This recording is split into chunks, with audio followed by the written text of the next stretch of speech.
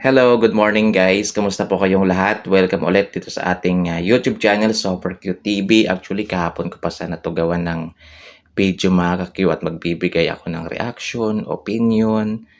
Ayan, dito sa nakikita ko guys na sobra talagang sumakit yung dibdib ko dito sa nakita ko guys na medyo nakaramdam ako ng awa. Syempre dito kay Susan, 'di ba? At syempre kay Rene Baterbonia na naiisip ko, what if, 'di ba? What if buhay si Rene? Ayan. So ano kaya yung makikita natin?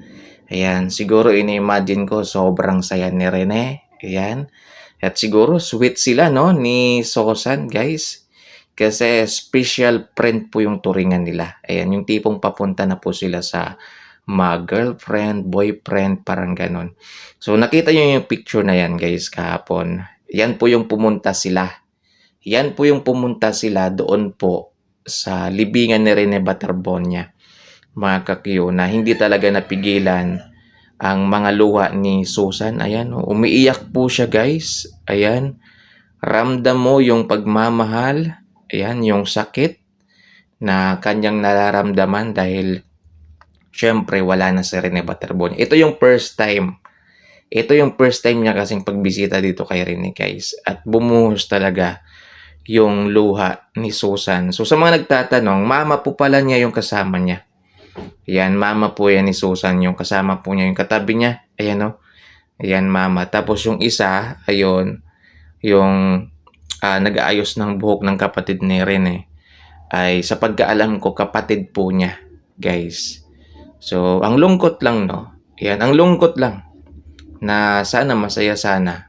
Ayan, kumbaga, napapaisip ka na lang eh, what if buhay si Rene? Ayan, masaya sana si Bobet. Kasi isipin nyo guys ha, ayan, ibang lahi po ito. Ayan, hindi po siya Pinoy pero nagustuhan po niya yung personality, attitude, yung dating ng isang Bobet, ng isang Rene Baterbonia, mga ka-Q. So, ganun lang ka ganda yung dating sa kanila ni Rene, mga ka-Q, na kahit yung ibang lahi talaga ay napapamahal talaga sa kanya, guys. Kaya hindi natin masisisi yung milyon guys na mga Pilipino na nagluksa nung namatay si Rene. Dahil isipin nyo, ibang lahi nga, sobrang nasaktan. Tayo pa kaya na kapwa Pinoy, syempre. Guys, so yun lang.